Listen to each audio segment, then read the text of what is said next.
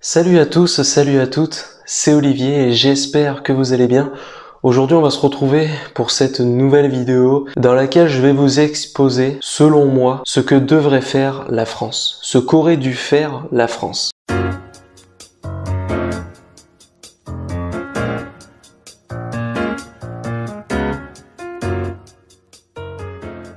La manière dont j'aborde les choses, ça peut vous paraître un peu... Effectivement, je ne serai jamais président, je ne souhaite pas être président, c'est pas pour autant que je n'ai pas le droit d'exposer mes opinions. Et d'ailleurs, par rapport à tout ce que je vais vous dire, c'est bien mes opinions, ça reste mes opinions. Je peux me tromper, il y a des choses que je ne suis pas au courant, donc peut-être qu'il y a des choses que je vais dire, vous allez pouvoir me contredire et me dire non, Cherche pas, t'as tort. mais c'est justement le but de ma chaîne YouTube, c'est que quand j'aborde un sujet, c'est qu'on puisse échanger, que vous aussi vous puissiez m'apprendre des choses. Tout ce que je vais vous dire là, c'est par rapport à mon ressenti, par rapport à ce que je peux voir dehors, par rapport à ce que je vois sur les réseaux sociaux.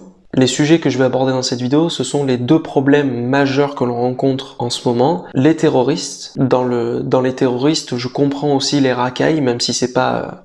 je les compare pas, hein. Petite salope, vos mères là. Puisqu'effectivement, en l'occurrence, un terroriste, il est là, c'est une arme humaine, il est là pour se sacrifier, ou pas d'ailleurs, pas forcément, mais en tout cas pour tuer, en l'occurrence des Français, mais il y a aussi d'autres pays qui sont touchés par ce fléau. En tout cas, c'est un fléau du 21e siècle. J'ai voulu mettre les racailles dedans parce que il en va de la sécurité du pays. Contrairement aux terroristes, qui eux, pour le coup, ils tuent un maximum de personnes, les racailles, eux, ils foutent le bordel. Ils font n'importe quoi sur le sol français. Dans cette vidéo, je vais aborder cette thématique-là et le Covid, le coronavirus, et notamment ce reconfinement. Je me suis fait des notes pour m'y retrouver. Concernant les terroristes et les racailles, encore une fois, je le reprécise, je ne les compare pas, je les ai mis ensemble, mais je ne dis pas que les racailles ce sont des terroristes ou que les terroristes ce sont des racailles. Pour moi, c'est deux choses distinctes. La première chose que je pense que la France devrait faire pour régler au mieux ce problème, le premier truc, c'est de donner plus de moyens et de droits à la police. Il faut que la police soit plus armée, il faut que les militaires soient plus armés, il faut qu'il y ait plus de policiers, plus de moyens, plus d'équipements, et au niveau des droits, que la police puisse plus faire de choses, parce qu'aujourd'hui on se rend compte qu'au sein de notre société que on a plus tendance à entendre des gens qui se plaignent de la police pour le moindre truc qu'ils font. À l'inverse, bien sûr que les bavures policières, bien sûr que les violences policières, il y a des cons partout, il y en a qui font mal leur métier, mais je suis désolé, il y a moins de bavures policières que de gens qui se plaignent de la police. Et je peux vous dire qu'en France, la police est très gentille. La police est très très gentille. Parce que justement, on est dans un pays libre, où on peut manifester, où on peut s'exprimer, on a la chance, on n'est pas dans une dictature, on n'est pas... Donc on peut faire des choses. Mais la police est très gentille. Et je pense que la police devrait pouvoir agir plus rapidement. Et pouvoir surtout intervenir sans avoir peur des représailles, pour pouvoir maintenir l'ordre. Tout simplement dans de bonnes conditions. Mais pour ça, il faut avoir un peuple qui est discipliné, il faut avoir un peuple qui accepte d'avoir des règles, parce que faut pas se leurrer, c'est pas qu'une question du gouvernement, c'est aussi le peuple. On est tous en tort finalement. C'est-à-dire que nous on est râleurs, on se plaint pour le moindre truc, et puis effectivement le gouvernement qu'on a notamment à l'heure actuelle, il est complètement éclaté. Bon, ça c'est encore autre chose. La deuxième chose qu'il faudrait faire pour pouvoir régler ce problème selon moi, c'est fermer les frontières. Je ne comprends pas que... Je sais pas où ça en est, pour être franc avec vous, j'ai pas été plus que ça me renseigner en détail, mais de ce qui en ressort, je trouve que on a encore trop de problèmes de migrants qui arrivent, des terroristes qui ont réussi à rentrer, tu sais pas comment, des mecs qui viennent de je ne sais où, qui se ramènent en France, qui ont réussi à passer les frontières. Parce que c'est pas assez surveillé. Donc il faut fermer les frontières, non seulement par rapport à la sécurité, mais aussi d'un point de vue économique. Parce que là, on n'est pas l'arche de Noé, on va pas accueillir tout le monde, on est déjà nous dans la merde économiquement, on continue de l'être. Malgré ce reconfinement, ça sera très très compliqué, mais j'en reviendrai tout à l'heure. Enfin, ça l'est déjà d'ailleurs, puisqu'il y a plein de commerces qui sont en train de mourir, il y a plein de gens qui ont mis la clé sous la porte. Et d'ailleurs, ils prévoient un taux de suicide qui va augmenter, faut pas se leurrer, faut quand même être assez lucide sur la situation actuelle du pays qui est complètement critique et qui est très grave. Il faut rester positif, il faut aller de l'avant, il faut se dire qu'on connaîtra des jours meilleurs, mais ça reste compliqué.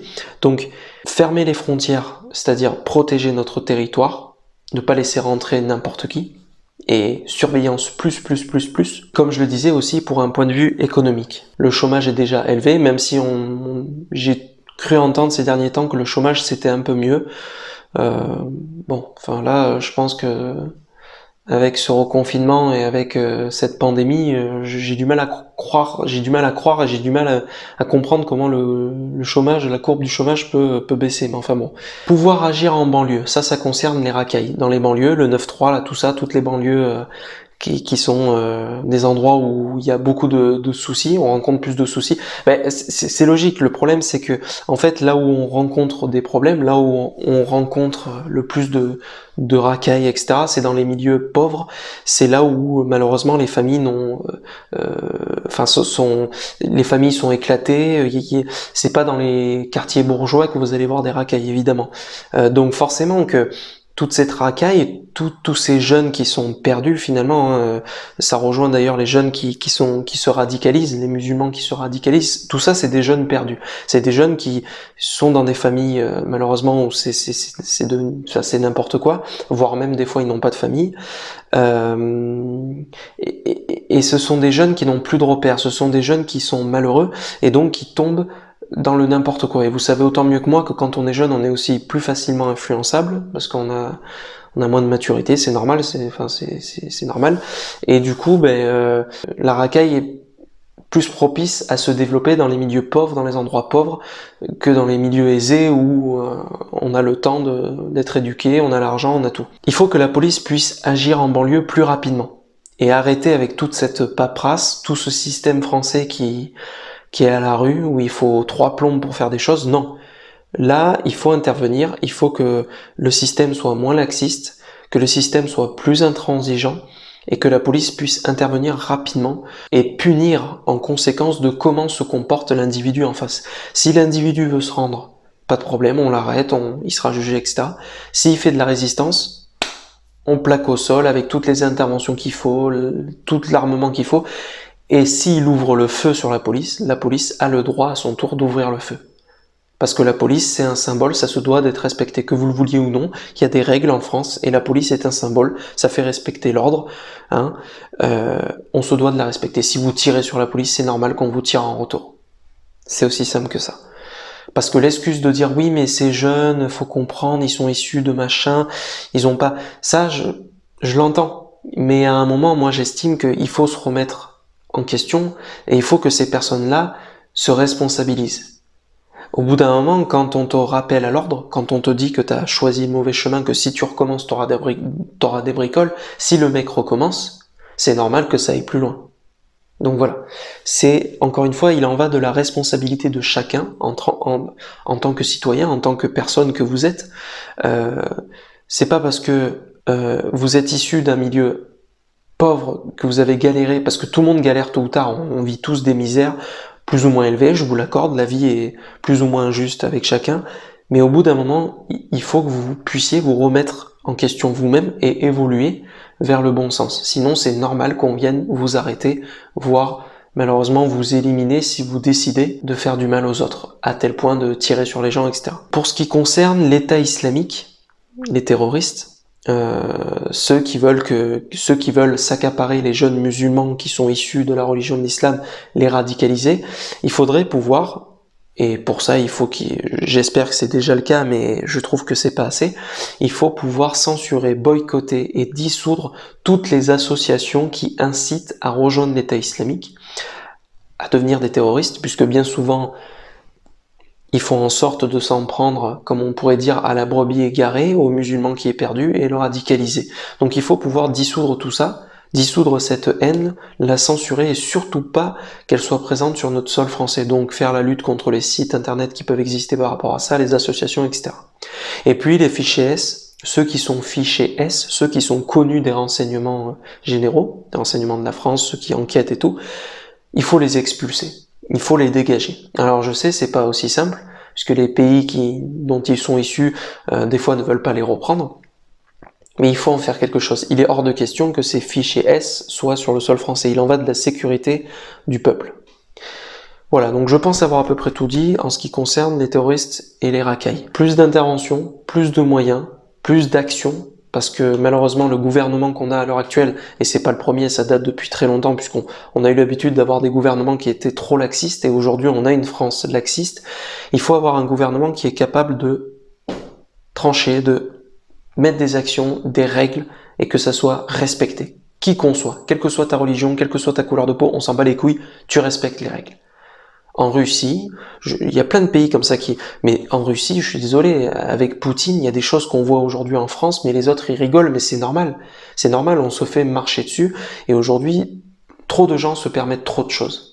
C'est irrespectueux, et ça montre à quel point la France n'est pas suffisamment respectée. Pour ce qui concerne les amalgames, parce que du coup, le problème, c'est que comme les terroristes utilisent la religion de l'islam, et que juste parce qu'il y a un gars, juste avant un attentat, il a crié Allah Akbar, du coup, on accapare ça à la religion de l'islam. Alors que on a énormément de musulmans sur le sol français, je connais pas les chiffres, mais moi je connais même personnellement autour de moi dans mon entourage beaucoup de musulmans qui m'ont dit l'islam ça n'est pas ça, l'islam ça veut dire il y a même un sens à l'islam qui veut dire paix, et au sein de l'islam il est dit, ils me l'ont tous répété et pourtant ils ne se connaissaient pas, dans la religion de l'islam si tu tues quelqu'un, tu tues l'humanité. C'est aussi simple que ça. Le problème, c'est que le Coran, beaucoup se l'ont accaparé, ont réorganisé les choses à leur sauce. L'État islamique, pour des idéologies politico-religieuses, mais c'est pas de la religion, parce que faut pas être bête. Si tous les musulmans étaient terroristes, mais les gars, si vraiment dans le Coran il était dit de tuer les mécréants, de tuer les autres, mais on serait plus là. Hein. Ça fait depuis très longtemps que les musulmans sont sur le sol français. Mais c'est une minorité qui a rien compris. C'est une minorité. Ce sont ces jeunes qui sont perdus. Ces jeunes musulmans qui ne connaissent pas leur religion, qui sont dans des familles éclatées et qui sont accaparés, qui sont récupérés sur internet, etc., propagande, etc., et qui sont radicalisés. Donc si l'objectif des musulmans était de nous buter, ça fait depuis longtemps qu'on serait plus là. Faut quand même un moment un peu réfléchir. Donc c'est très important de bien faire comprendre que l'islam n'a rien à voir avec toute cette barbarie. Parce que les amalgames se créent, et c'est ça qui crée la division entre les non-musulmans et les musulmans, et ça c'est pas bon. C'est pas bon du tout. Parce que c'est pas ce que nous voulons. Parce que ces barbares, à la fois salissent la religion de l'islam et en même temps nous tuent des compatriotes. Nous tuent des catholiques, etc. Enfin bon, tout le monde en fait, tout le monde est touché. Ça s'est vu avec le temps, hein. Il y a aussi des musulmans qui ont été tués par des terroristes. Pour ça, ça serait bien aussi que les musulmans, vous avez un rôle très important, les musulmans français. Il faut absolument vous dresser par rapport à cette injustice, ces terroristes qui prennent en otage votre religion. Il faut que vous fassiez des manifestations, j'en ai déjà vu, mais j'en vois pas assez, c'est mon ressenti, hein. Il faut en faire plus, voilà. Il faut vraiment défendre votre religion, défendre votre pays, et puis dire que cette barbarie, c'est fini. Mais d'ailleurs, il y a une vidéo que j'ai vue, je vais vous la mettre tout de suite, d'une musulmane qui est complètement indignée une fois de plus de ces terroristes qui salissent sa religion. Je vous laisse avec cette vidéo. On est là, on est là. Alors nous allons dormir à Notre-Dame aujourd'hui. Nous allons manifester, on va dormir par terre. Pour dire que non, ça suffit, ça suffit. Ça ne peut pas se passer comme ça. Pourquoi ces gens-là, on ne les met pas à la porte? Pourquoi ces gens-là, ils ne rentrent pas chez eux? Mais ils font ça en France. Pourquoi? Pourquoi la France qui nous a tout donné? Il nous a ouvert la porte. Il y a nos compatriotes qui sont dans nos pays. Ils se donnent, ils prennent des bateaux, ils font n'importe quoi pour arriver en France. Ils meurent même sur la route. Et nous, on est en France, on a la belle vie et on fait, c'est ça les remerciements. Dites-moi là. C'est vrai, hein? madame, vous avez raison. On a prié pour venir en France. Il y en a qui ont prié, il y en a qui ont fait n'importe quoi. Ils ont vendu des maisons, des terres pour arriver en France. Et aujourd'hui, c'est ça le remerciement à la France? Non! Donc voilà, pour clôturer la partie terroriste racaille, il faut tout simplement qu'il y ait plus de moyens, plus de fermeté. Il faut que la police puisse faire plus de choses, qu'on ait plus de personnel, plus de policiers, plus de militaires, etc., plus d'armes, etc. Et il faut s'en prendre aux bonnes personnes. Il faut s'en prendre aux personnes qui ne respectent pas les valeurs de la République, les libertés, la fraternité, etc. Quelle que soit la religion, tout le monde doit être puni de la même façon, à un degré en concordance avec ce que fait la personne. Concernant le Covid, le coronavirus, ce reconfinement. Par rapport à ce reconfinement, pour moi, il était dans tous les cas inévitable. Mais par contre, ce qu'on vit actuellement, c'est un total échec. Il y en a beaucoup sur les plateaux télé, BFM TV, qui disent la faute à qui? Je vais vous dire, c'est la faute à tout le monde. C'est la faute au gouvernement, c'est la faute au peuple. C'est la faute à tout le monde. Déjà, le gouvernement est complètement éclaté. Franchement, c'est très compliqué. Ils ont très mal géré cette pandémie, cette crise sanitaire, et ils la gèrent mal encore, puisque pas plus tard que ce matin, j'ai entendu à la radio qu'un porte-parole du gouvernement a balancé que c'était sur France Inter, je crois. Il a balancé qu'il y allait avoir, en plus du reconfinement, un couvre-feu à Paris, voire en Île-de-France. Et quelques minutes après, il y a Matignon qui a dit et qui a démenti tout ça. Non, on en a juste discuté, mais rien n'a été décidé. C'est pour vous dire à quel point la communication marche au mieux là au sein de ce gouvernement et comment c'est n'importe quoi. Le problème, c'est que le fait d'apprendre ça énerve encore plus les Français. Et les médias, ce qui m'énerve, c'est que les médias, ils s'empressent de relayer ce genre d'informations parce que ça attise le feu. Et voilà, c'est terrible. Parce que c'est vrai que là, le gouvernement s'est tiré une balle dans le pied une fois de plus. Et voilà, ce gouvernement est vraiment perdu. Ils sont complètement... Et on se demande ce qu'ils ont fait cet été, puisque pendant la première vague, où déjà on avait très rapidement bloqué le pays, parce qu'on était tous surpris. Le problème, c'est que ça a complètement déglingué notre économie et ça va être très difficile de s'en remettre. Le problème, c'est qu'après, quand il y a eu le déconfinement, on l'a complètement raté. Il aurait fallu que, je pense, ça n'est que mon avis, mais il aurait fallu qu'on resserre moins les vis, parce que en fait tout le monde est ressorti en se disant c'est bon, ça y est, on peut à nouveau un peu respirer là. Et en fait, voilà, après il y a eu les départs en vacances qui ont été autorisés par le gouvernement. Je sais que le gouvernement a ses responsabilités. Effectivement, il y a eu un coup on a dit ça, le lendemain on disait pas ça. Enfin, au début on disait que les masques ne servaient à rien, mais déjà pour ce qui est des masques, c'est totalement inadmissible. Quand on sera sorti de tout ça, quand on aura un vaccin, quand on arrivera à gérer ce virus, faudra bien comprendre comment on a pu en arriver là. Et effectivement, c'est pas propre à ce gouvernement actuel. Ça date déjà de l'époque de Hollande, où ils ont pas donné assez de moyens aux hôpitaux. Et c'est pas normal. Même encore aujourd'hui, on est à 2 doigts d'être en rupture, d'avoir tous les lits de réanimation qui sont occupés, pendant que du coup il y a d'autres personnes qui ne peuvent pas être prises en charge. Donc il va y avoir bientôt un choix de fait. Qui c'est qu'on va garder, qui c'est qu'on va sauver. Même encore aujourd'hui, alors on le savait qu'une deuxième vague allait arriver, on manque de lits, on manque de personnel. On se demande, mais qu'est-ce qu'ils ont fait cet été? Pourquoi il n'y a pas eu plus de plans d'urgence et de pognon mis pour les hôpitaux? C'est l'essentiel à l'heure actuelle. Et à côté de ça, il y a des mesures qui sont prises pour limiter la casse maintenant, avec ce reconfinement où un coup on ferme des choses, ça on l'ouvre, mais non, on ferme pour essayer... C'est normal que les gens pètent un câble. C'est normal parce qu'ils savent pas sur quel pied danser, et puis il y a beaucoup d'auto-entrepreneurs qui sont en train de mourir, qui sont déjà morts d'ailleurs. Donc là, c'est pas possible. Ça n'est juste pas possible. Il aurait fallu que le gouvernement aussi soit plus franc. Il faudrait apprendre à mettre sa fierté de côté. Alors je sais, là on parle du gouvernement, on parle du président, ils ont des comptes à rendre, ils peuvent pas dire aux gens, on ne sait pas, de peur que ça... Oui, c'est sûr qu'il y aurait des gens qui tomberaient dans la panique, mais je pense que le problème est tellement grave, c'est tellement inédit ce qu'on vit, qu'il faut jouer la carte de la franchise, justement. Il faut dire aux gens, il faudrait que M. Macron dise « Mais écoutez, on est aussi paumé que vous. » Alors, certes, il y aura toujours des gens qui vont dire « Mais putain, mais quel gouvernement on a, c'est à vous de nous gérer, c'est à vous de nous sauver. » Non, c'est pas vrai d'ailleurs. On est tous responsables de notre pays. Il n'y a pas que le gouvernement, c'est pas Superman, Macron. C'est le gouvernement, ils sont là pour donner des directives, donner une ligne directive, mais si le peuple derrière ne fait de la merde, ne joue pas le jeu, on va jamais s'en sortir. Et là, en l'occurrence, pendant le déconfinement jusqu'au reconfinement, là, pendant cet été, on a vu des comportements tout à fait inadmissibles. Alors, c'est vrai que c'était principalement des jeunes, c'était pas que des jeunes, il y a aussi des vieux, j'ai notamment entendu un vieux qui a dit oh mais qu'est-ce que vous me faites chier avec ce virus, moi j'ai fait la guerre d'Algérie, enfin il y avait aucun rapport, mais il y a eu, mais principalement c'était des jeunes, c'est normal parce que quand Quand t'as 20 ans et que t'es en train de vivre le Covid, c'est vrai que c'est un peu compliqué parce que faut quand même pas oublier que les jeunes, bah, ils sont jeunes. Donc quand t'es jeune, bah, t'as envie de t'amuser, donc c'est très compliqué. C'était très compliqué. Ce qui a fait qu'il y a des jeunes qui se sont retrouvés, il y a des gens qui se sont retrouvés, mais même des adultes d'ailleurs, qui se sont retrouvés, qui n'ont pas joué le jeu, que ce soit quand ils étaient en famille ou entre amis.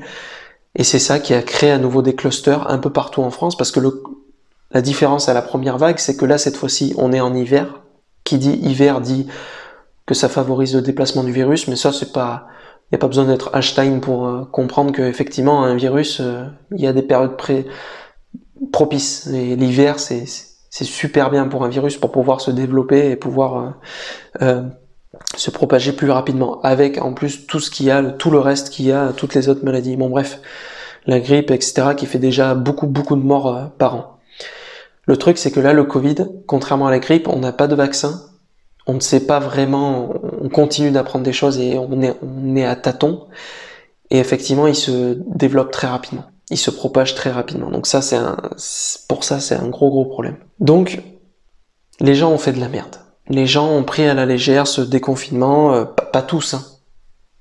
Il y en a qui aujourd'hui payent ce reconfinement, c'est toujours pareil, c'est à cause d'une minorité que la majorité trinque. C'est-à-dire qu'il y a des gens qui ont joué le jeu, qui ont appliqué les gestes barrières, port du masque, gel hydroalcoolique, etc. Mais il y en a qui ne l'ont pas fait. Et le problème, c'est que ça fait que le virus se redéveloppe. Et en plus du fait qu'on est en hiver, effectivement, cette fois-ci, avec les vacances, les gens sont partis le propager. Il y a eu du déplacement du virus, ce qui veut dire qu'aujourd'hui, le virus, il est partout. Enfin là, je vous apprends rien, hein, je vous réexplique un peu certaines choses, pour ceux qui, peut-être, auraient oublié. Bon, du coup, le virus, là, il est partout, ce qui fait que tous les hôpitaux sont proches, pas loin de la saturation à bien des endroits. Donc, le Covid, c'est un échec total de tout le monde. On peut vraiment avoir honte de nous, parce que quand on a été déconfiné, on savait qu'on aurait une seconde vague, on sait que ce combat sera long, on sait pas quand le vaccin arrivera, mais on sait tous qu'on est responsable de tout ça, et c'est à nous de nous comporter correctement. C'est pas Macron qui sera derrière vous pour vous dire, c'est à vous d'analyser les risques et de faire en sorte de casser la transmission du virus. C'est aussi simple que ça. Mais c'est vrai que là où le gouvernement a merdé, c'est qu'on se demande qu'est-ce qu'il a branlé, alors qu'il aurait fallu le premier truc à faire dès qu'il y avait le déconfinement, dès qu'on savait qu'il y aurait des autres courbes. Alors je sais que le gouvernement fond en fonction du conseil scientifique, mais enfin je veux dire, c'était sûr que ça allait redéconner. C'était sûr que les choses n'allaient pas s'améliorer. Dans tous les cas, il fallait le prévoir. Ça, c'était une erreur du gouvernement. En tant que gouvernement, quand t'as ton pays qui vit une situation aussi inédite sur un virus qui nous est inconnu, il faut anticiper. Il faut prévoir. Lit de réanimation, on met tout l'argent là-dessus. Voilà. Bon. Ça, de toute façon, à la sortie de la crise, il faudra bien comprendre que les hôpitaux n'étaient pas assez équipés, que ça a été n'importe quoi. Parce que, du coup, les soignants, les médecins de la première vague, il y en a qui commencent à fatiguer, il y en a même qui sont décédés lors de la première vague. Et le problème, c'est qu'aujourd'hui, il manque de lits, comme j'ai dit, mais il manque aussi de personnel. Et pourquoi il manque de personnel? Pourquoi les gens n'y vont pas? C'est parce que ils sont sous-payés, enfin ils sont pas payés correctement. Et puis personne n'a envie d'être au front, de risquer de prendre le Covid si derrière il y a la famille, etc. Donc c'est compliqué. Après, dans tous les cas, je pense que même si on avait prévu, on aurait limité le nombre de morts, ça c'est sûr. Je pense qu'on aurait pu limiter plus. Là, on va avoir un nombre de morts qu'on aurait pu limiter un peu plus, si on avait mieux agi plus rapidement. Là maintenant, c'est trop tard. Là maintenant, ce qu'il faut faire, c'est limiter un maximum le nombre de morts. Essayer d'en limiter le plus possible. Le problème, c'est qu'on peut pas... parce que là, il y a tout le monde qui dit « Ouais... tout le monde est dehors, j'ai pas l'impression d'être dans un confinement, mais c'est normal puisque l'économie continue de tourner. Moi, par exemple, je travaille dans le service public, je suis obligé de me déplacer.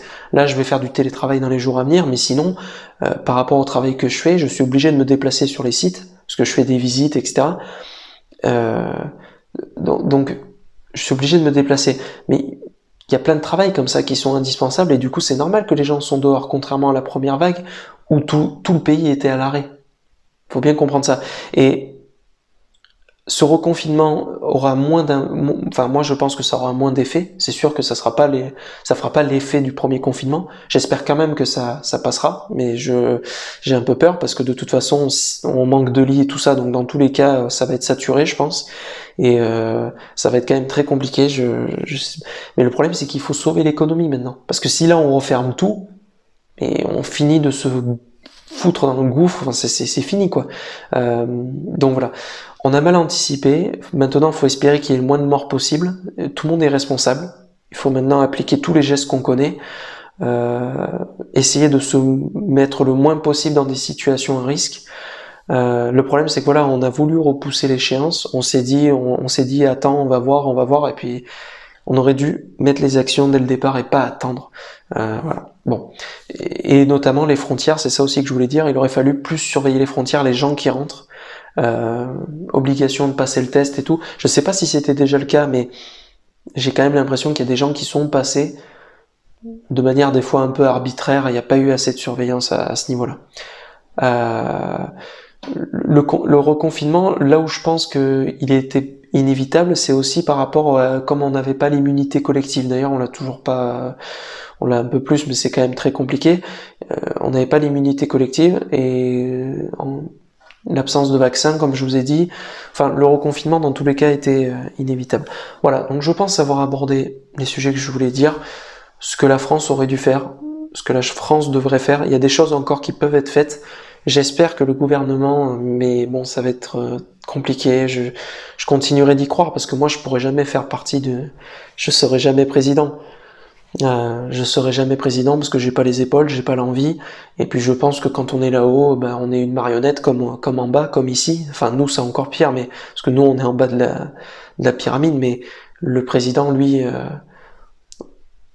c'est aussi une marionnette. Et encore là-haut, je pense qu'on peut pas dire tout ce qu'on veut, donc c'est pour ça que je pourrais pas être président. Je suis trop franc et je suis trop du peuple et je veux trop le bien des autres pour que, enfin.